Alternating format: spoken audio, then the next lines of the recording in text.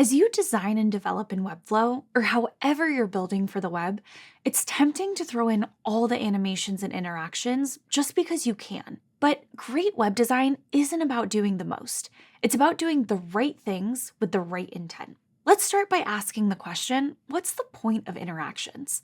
It's not to look cool. Okay, sometimes it is. But the answer is, it depends what you're trying to communicate.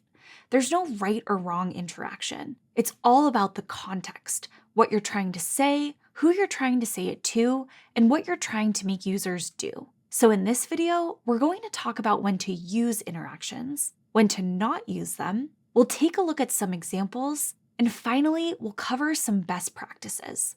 Okay, first part, when do interactions work? Well, let's go back to our first question. What is the point of interactions?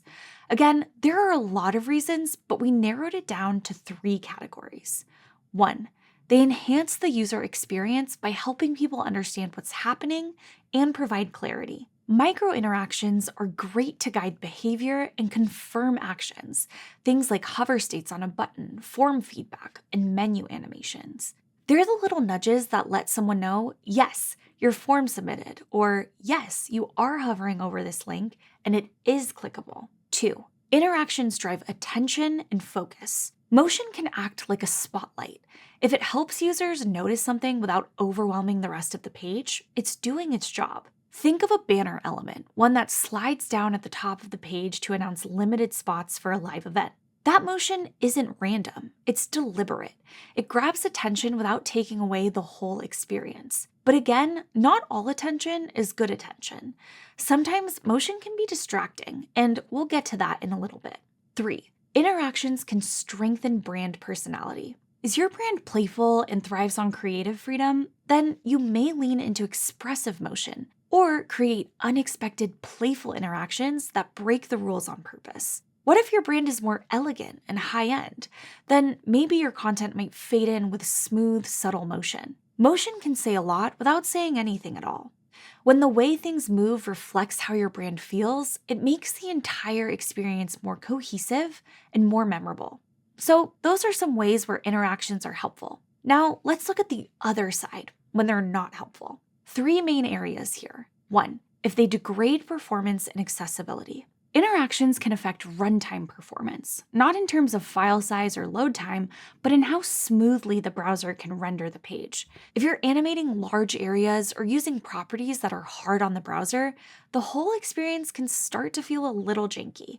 And for some users, especially those who rely on reduced or no motion to browse content, too much motion can be overwhelming. 2, if the interaction is distracting from the goal.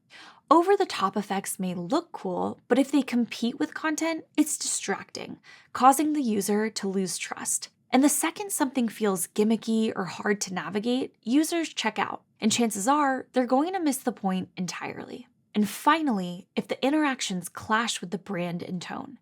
Here we have a site to hire a lawyer who can tackle very serious matters and issues with professionalism. But then you interact with the site and something feels tonally off. Great for a motion studio, sure, but if the tone doesn't match your company's identity, it can feel really disconnected. Okay, now that we've covered when interactions work and when they don't, let's look at some real examples. And to do that, we'll use this simple framework of a few questions. Let's start with Apple's MacBook Air page. Right in the Hero section, there's a page load interaction. The subtle reveal of the laptop emphasizes just how thin the device is without using a single word. So, question 1, does it help the user understand or take action? Yes, it instantly communicates what makes this product special. It's not pushing a CTA right away, but that's intentional. Apple's not rushing you to buy. They're saying, hey, look how sleek this is, and the interaction is helping to tell that story. Does it draw attention to the right thing? Absolutely. There's no clutter, no other flying objects, just the laptop flying into the middle. Would it still work without the animation? Yes.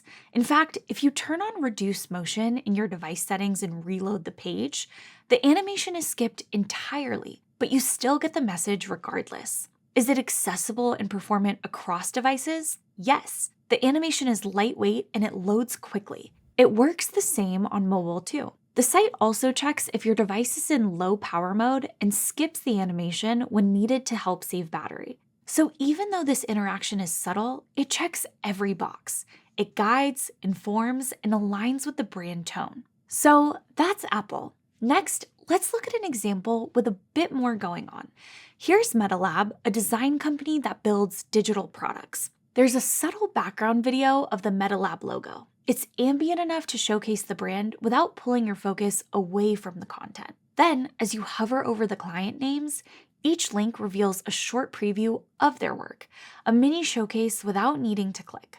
So, does this help the user understand or take action? Yes, these interactions, along with their content, make it instantly clear what MetaLab does and who they do it for. And the hover effects provide previews of their work and quality. Does it draw attention to the right things? Yeah, the background video reinforces the brand without being too distracting from the content, and the hover effects let you preview what matters most, their work. Would it still work without the animation? Functionally, yes. If we turned on reduced motion again, there is barely any motion at all. And even when you hover, the previews just show, they don't animate in. And lastly, is it accessible and performant across devices? Pretty much. We already covered how they accounted for users who prefer reduced motion. And on mobile devices, they created their own unique experience for that too. You can scroll through the links, and when you tap on one, it takes you to that page. So while the interactions are very bold, they're there to make the brand feel professional, help users engage with the content, and are thoughtful about accessibility. Finally, let's get into some best practices. Start with intent. Whether you're drawing attention or it's part of your brand, animate to communicate your intention. What do you want the user to know, feel, or do? If the interaction doesn't help the message land, it's just decoration. Consider accessibility. Some users experience motion on the web as disorienting or even nauseating. That's why it's important to respect reduced motion settings and make sure your experience still works for those users. Others rely on screen readers, so your content needs a clear hierarchy, proper reading order, and outlined focus states for links. As a general rule, avoid motion that's jarring, repetitive, or constant. Thoughtful, minimal animation helps everyone. Prioritize performance. Motion is cool, but not if it slows down the experience. Webflow's native interactions and tools like GSAP are fast, but overloading your page with heavy assets or multiple animation libraries can cause problems. Keep things lean and purposeful. And also, you can adjust how your code is shipped to the browser directly in your publishing settings. Translation, this can help reduce loading times throughout your site.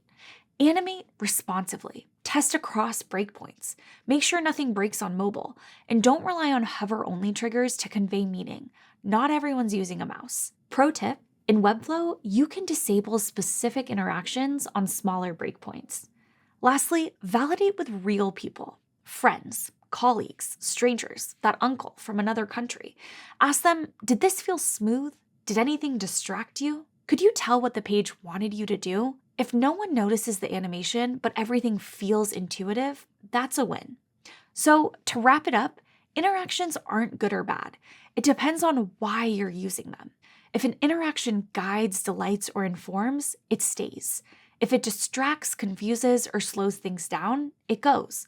Remember to always start with the goal, lead with the content, and think of motion as part of your message, not just something flashy to put on top at the end.